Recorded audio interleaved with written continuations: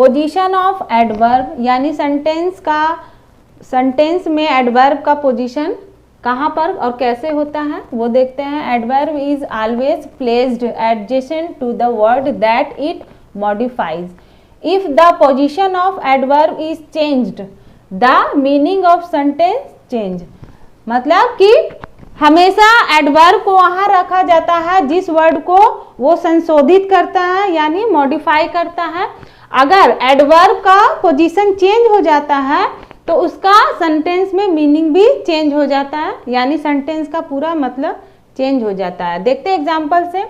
Only C can speak, यहाँ पर only adverb है तो केवल वह बोल सकती है, इसका मतलब ये हुआ कि ओनली सी कैन स्पीक, केवल वह बोल सकती है। दूसरा है सी कैन ओनली स्पीक, केवल वह बोल सकती है, लिख नहीं सकती है। वह केवल बोल सकती है या और लिख नहीं सकती। तीसरा है सी कैन स्पीक ओनली, यहाँ हमारा ओनली लास्ट में है। सी कैन स्पीक ओनली, वह केवल बोल सकती है, बोलने के अलावा और भी जो काम होते हैं वो नहीं कर सकती है। तो इस प्रकार जब एडवर्ब का पोजीशन सेंटेंस में चेंज हो जाता है तो उसका मीनिंग भी चेंज हो जाता है। दूसरा है एडवर्ब उस शब्द के निकट रखा जाता है जिसको वह मॉडिफाई करता है।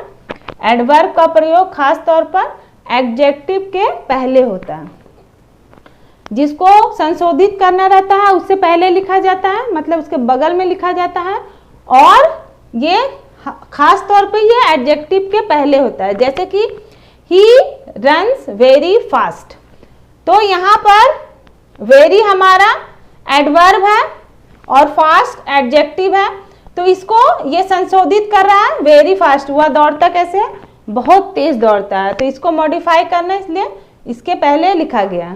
नेक्स्ट है ऑक्सिलरी वर्ब एवं मेन वर्ब के बीच में एडवर्ब का प्रयोग होता है। Auxiliary verb is, am, are, will, सी, विल, शैल, ये सब हो गया हमारा। यहाँ एग्जाम्पल से समझते हैं। He will surely achieve his goal, तो यहाँ पर श्योरली हमारा एडवर्ब है, ये हमारा ऑक्सिलरी वर्ब है और ये हमारा मेन वर्ब है। तो यहाँ पर ये मेन वर्ब और ये हमारा ऑक्सिलरी वर्ब के बीच में इस्तेमाल किया गया है। फिर चौथा हमारा interrogative adverb is always used in beginning of a sentence, मतलब जब हम लोग प्रश्न वाला कोई भी वाक्य बनाते हैं तो उस समय एडवर्ब को हमेशा सेंटेंस में आगे रखा जाता है एडवर्ब को। जैसे यहाँ पर एग्जाम्पल है when are you returning home, तो यहाँ पर हमारा इंटरोगेटिव सेंटेंस है और इसमें हमारा एडवर्ब को सेंटेंस के शुरू में रखा गया है। पांचवा है adverb of time. Time adverb of time है always, never, ever, often, seldom, sometimes, ये सब हमारा एडवर्ब ऑफ टाइम है। Are used before the verb that they are qualify, but if these adverbs come at the beginning of sentence, the sentence take inverse form, मतलब उल्टे form में आ जाता है। which means the verb or helping verb comes at the beginning of sentence। जब हमारा adverb of time use करते हैं verb के पहले जिसको हमको क्वालिफाई करना रहता है, लेकिन ये यदि एडवर्ब शुरू में आता है, सेंटेंस के शुरू में आता है, तो क्या होता है, सेंटेंस उल्टा हो जाता है, यानी कि जो हमारा हेल्पिंग वर्ब है वो सेंटेंस के पहले आएगा। जैसे हम एग्जांपल से समझते हैं, यहाँ पर है seldom he comes to Delhi, तो यहाँ पर हमारा सेल्डम है एडवर्ब है, तो यहाँ शुरू में आया तो ही कम्स टू दिल्ली, तो ये रूल को फॉलो नहीं कर रहा है। यहाँ पर हमारा आना चाहिए हेल्पिंग वर्ब, बट यहाँ हेल्पिंग वर्ब नहीं है, तो ये हमारा सेंटेंस रॉन्ग हो गया। ये होना चाहिए सेल्डम और यहाँ पर आ जाएगा डज क्योंकि ये प्रेजेंट इंडेफिनिट का है। डज ही, और ये सेंटेंस सेल्डम आगे आ गया तो ये इनवर्स यानी उल्टा हो जाएगा।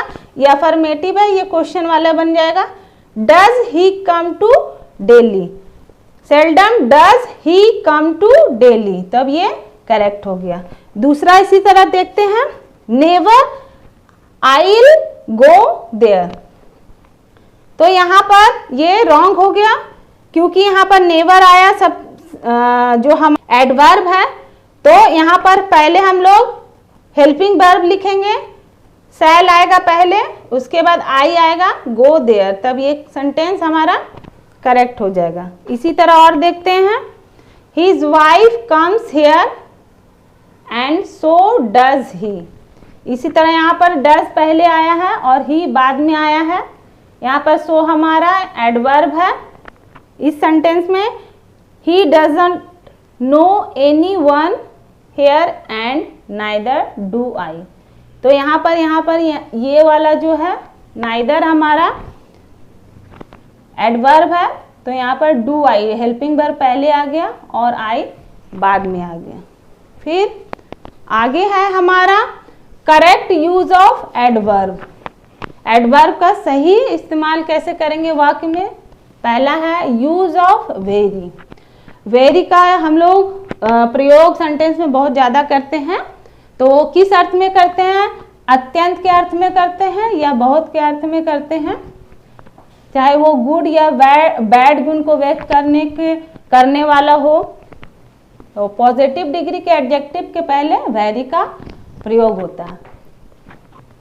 यहाँ पर देखते हैं, Radha is very beautiful, Radha बहुत सुंदर है, तो यहाँ पॉजिटिव डिग्री ये है ब्यूटीफुल, इसके पहले वेरी का इस्तेमाल किया गया है, तो पॉजिटिव डिग्री में वेरी का इस्तेमाल होता है।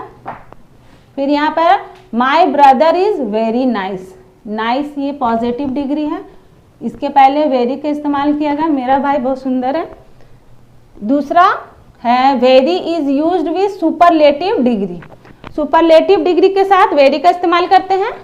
एग्जाम्पल है पहला, Tansen was the very best singer, the best हम लोग लगाते हैं, इसके बीच में वेरी आ गया है, सुपरलेटिव डिग्री में वेरी का इस्तेमाल किया गया है, यानी कि तानसेन सबसे अच्छा गायक था।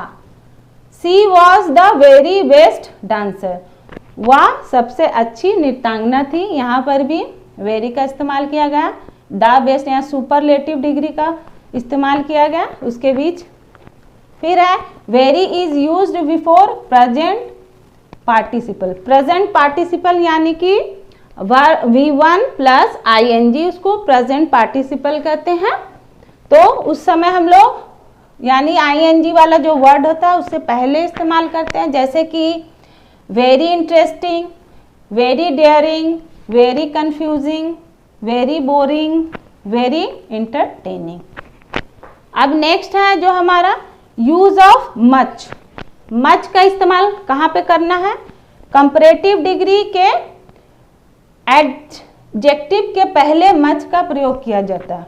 जब हम कंपैरेटिव डिग्री का इस्तेमाल करते हैं तो उसके एडजेक्टिव के पहले, जैसे कि यहाँ पर है एग्जाम्पल में, Johnson can run much faster, यहाँ फास्टर हमारा एडजेक्टिव है, उसके साथ मच का प्रयोग किया गया है, यानी जॉनसन और तेज दौड़ सकता है। दूसरा है boss is much annoyed at Sunil behaviour, तो यहाँ पर मच का प्रयोग किया गया एनॉयड के साथ, मतलब उससे बहुत परेशान है उसके बिहेवियर से, तो यहाँ पर औरों से कंपेयर करके उसके बिहेवियर के बारे में बोला गया है। फिर है हमारा मच का दूसरा use, much is used with past participle, यानी कि वर्ब के थर्ड फॉर्म पास्ट पार्टिसिपल, मतलब जैसे कि much surprised, much grieved, much admired. फिर है हमारा यूज ऑफ वेरी मच और मच, दोनों का इस्तेमाल किस जगह पे करेंगे? सकारात्मक वाक्यों मीन्स अफर्मेटिव सेंटेंस में वेरी मच का प्रयोग होता है, जबकि नेगेटिव सेंटेंस में सिर्फ मच का ही प्रयोग करेंगे। सेंटेंस से समझ लेते हैं। पहला है I like her very much. ये हमारा अफर्मेटिव सेंटेंस है, मैं उसे बहुत पसंद करता हूँ। फिर है I don't like her much. फिर यहाँ पर हमारा नेगेटिव सेंटेंस है, तो नेगेटिव सेंटेंस में मच का प्रयोग किया गया है, मैं उसे पसंद नहीं करता। फिर यहाँ पर दूसरा सेंटेंस है सी वर्क्स वेरी मच, वह बहुत काम करती है। यहाँ भी वेरी मच का प्रयोग किया गया अफर्मेटिव सेंटेंस में, जबकि यहाँ पर नेगेटिव सेंटेंस में सी डजंट वर्क मच, वह ज़्यादा काम नहीं करती है। Use of too. Too means more than require, यानी कि जितना जरूरत है उससे ज़्यादा, अर्थात एक्सेस, अतिशय। टू का प्रयोग वेरी के अर्थ में करना गलत होगा। वेरी का अर्थ होता है बहुत, जबकि टू का अर्थ होता है एक्सेस। एक्सेस मतलब अतिशय, बहुत ज़्यादा। तो इसलिए too should not be used with pleasant adjective, इसलिए प्लीजेंट एडजेक्टिव के साथ टू का प्रयोग नहीं करेंगे। एग्जाम्पल लेते हैं, टू का प्रयोग कहाँ कहाँ करेंगे। जैसे टू का प्रयोग too bad, too naughty, too wicked, too fat, too dull. अब इसको हम लोग एग्जाम्पल से समझते हैं। जैसे सी इज टू लेजी, वह बहुत लेजी है, तो इसमें यूज किया गया वो बहुत ज्यादा लेजी है, इसके लिए यहाँ पे यूज किया गया है। फिर दूसरा देखते हैं I am too glad to meet you, तो यहाँ पर कहा गया कि आपसे मिलकर बहुत खुशी हुई, बहुत ज्यादा। ऐसा बहुत ज्यादा हम लोग हमेशा इसके साथ प्रयोग नहीं करेंगे, हम लोग उसका प्रयोग किसके साथ करते हैं, विदाउट प्लीजेंट एग्जेक्टिव। ये ग्लैड हमारा प्लीजेंट एग्जेक्टिव है, इसलिए हम लोग यहाँ पर टू का प्रयोग नहीं करेंगे। तो यहाँ पर हम लोग वेरी का प्रयोग करेंगे। I am very glad to meet you, आपसे मिलकर बहुत खुशी हुई। तो ये वाला रॉन्ग हो जाएगा, अब वेरी यहाँ पे इस्तेमाल होगा। फिर है टू, जब हम लोग प्रयोग करते हैं तो उसके साथ टू इन्फिनेटिव का प्रयोग होता है। कब, प्लीजेंट एडजेक्टिव में। एग्जाम्पल से समझते हैं, जैसे कि he is too intelligent to be cheated. यहाँ पर हम लोगों ने टू यहाँ और यहाँ टू का इस्तेमाल किया है, तो इसका कहने का मतलब है कि he is so intelligent that he can not be cheated. वो इतनी इंटेलिजेंट है कि वो चीट नहीं हो सकती है। और एग्जाम्पल से समझते हैं, जैसे कि ही इज टू टॉल, मतलब बहुत ज्यादा लंबा है कि ऑकवर्ड दिख रहा है, ही इज ऑकवर्डली टॉल, ठीक है, अच्छा नहीं लगा, इतना लंबा है। ही इज टू स्लिम, मतलब बहुत ज्यादा पतला है। He is, it is too cold, मतलब बहुत ज्यादा भयानक ठंड पड़ रही है। इट इज टू कोल्ड, बहुत अधिक ठंड है। तो ये सब के सेंस में TOO टू का इस्तेमाल किया गया है। आगे है use of too much. Too much का प्रयोग नॉन के पहले होता है। टू मच मतलब बहुत अधिक। सेंटेंस से समझते हैं, too much of anything is bad, मतलब किसी चीज का भी अतिशय खराब होता है। अब है नेक्स्ट यूज ऑफ इनफ।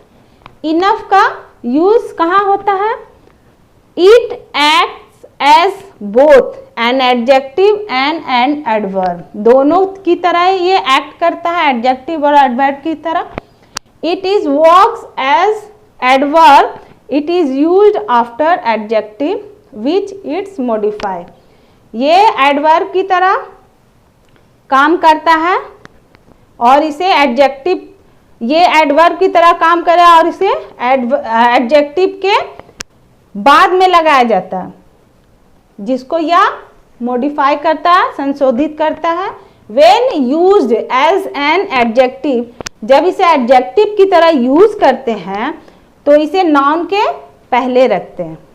देखते हैं, कोमल इज टॉल इनफ, कोमल बहुत अधिक लंबी है। यहाँ पर ही हैज इनफ मनी, यहाँ बहुत अधिक मनी है to buy this car. She is wise enough to understand your intention. Next है यूज ऑफ लेट और लेटली। लेट का मतलब होता है देरी, जबकि लेटली का अर्थ होता है अभी, रिसेंटली। कैसे, आइए समझते हैं। ही केम लेट टुडे, आज वह देर से आया। ही हैज कम लेटली, मतलब वह अभी आया। यहाँ लेटली का मतलब रिसेंटली से है। She has finished her work lately, उसने अभी अभी काम पूरा किया है। यू आर लेट, तुम देर हो, देरी से मतलब आए हो।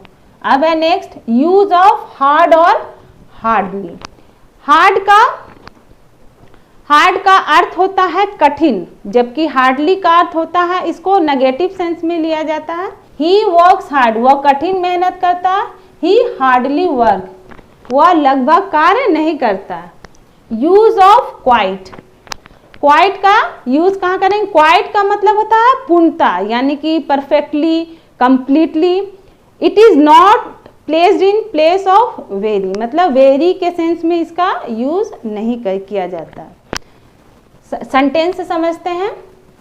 It is quite cold today, आज बहुत अधिक, काफी ठंड है या बहुत अधिक ठंड है।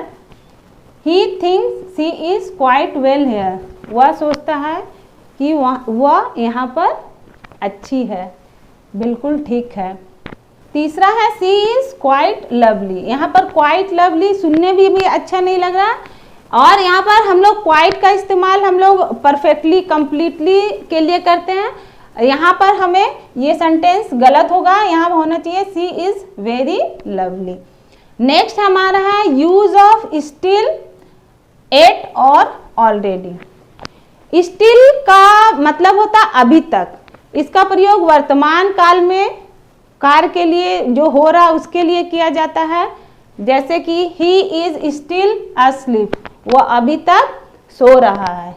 इट इज स्टिल रेनिंग, अभी तक बारिश हो रही है। दूसरा है हमारा एट, तो एट का प्रयोग नॉट एट का भी प्रयोग करते हैं हम लोग। तो नॉट एट का प्रयोग भविष्य में पूर्ण होने की आशा वाले कार्यों के लिए किया जाता है। जैसे कि has she come not at, क्या वो आया, अभी तक नहीं आया। तो ये भविष्य में पूर्ण होने वाली जो हमें आशा है कि कार्य पूर्ण होगी, लेकिन नहीं हुआ। The jeep hasn't arrived at, jeep अभी तक नहीं आया। फिर प्रश्न वाले सेंटेंस के साथ भी हम लोग एट का प्रयोग करते हैं। जैसे कि is lunch is ready eight, क्या अभी तक लंच तैयार हो गया है। Has the jeep arrived at, क्या अभी जीप आ गया है। फिर है हमारा नेक्स्ट ऑलरेडी। ऑलरेडी का अर्थ होता है पहले से, जब कोई कार्य आशा से पहले पूर्ण हुआ होता है तो समानता ऑलरेडी का प्रयोग किया जाता है। जैसे कि व्हेन इज सी कमिंग, वह कब आ रही है, तो आंसर क्या मिलता है, सी इज ऑलरेडी हियर। अब हमारा आगे है कंपैरिजन ऑफ एडवर्ब। कंपैरिजन क्रिया विशेषण की तुलना। एडजेक्टिव की तरह एडवर्ब की भी 3 डिग्री ऑफ कंपैरिजन होती है, पॉजिटिव, कंपैरेटिव और सुपरलेटिव। तो यहाँ पर हम लोग देखते हैं, जैसे कि हमारा नियर है तो नियरर हो जाएगा, ER लगेगा, फिर नियरेस्ट हो जाएगा। सून है तो उसमें ER सूनर, सूनेस्ट। फास्ट है फास्टर, फास्टेस्ट। चीप है चीपर, चीपेस्ट। लॉन्ग है लॉन्गर, लॉन्गेस्ट। पॉजिटिव डिग्री के एडवर्ब के अंत में ly हो तो शब्द के आगे मोर तथा मोस्ट जोड़कर कंपैरेटिव तथा सुपरलेटिव डिग्री को एडवर्ब में बदलते हैं। जैसे कि यहाँ पर है एल है, एल वाई है, तो इसमें हम लोग मोर और मोस्ट लगाकर कंपैरेटिव और सुपरलेटिव डिग्री बनाते हैं। जैसे ब्यूटीफुल है तो more beautiful, most beautiful. Quickly है, more quickly, most quickly. Happily है, मोर हैप्पली, मोस्ट हैप्पली। अब कुछ पॉजिटिव डिग्री के एडवर्ब जो होते हैं उसके कंपैरेटिव एंड सुपरलेटिव डिग्री एकदम भिन्न होते हैं, अलग होते हैं। जैसे कि मच है तो मच का हो जाता है मोर, मोस्ट।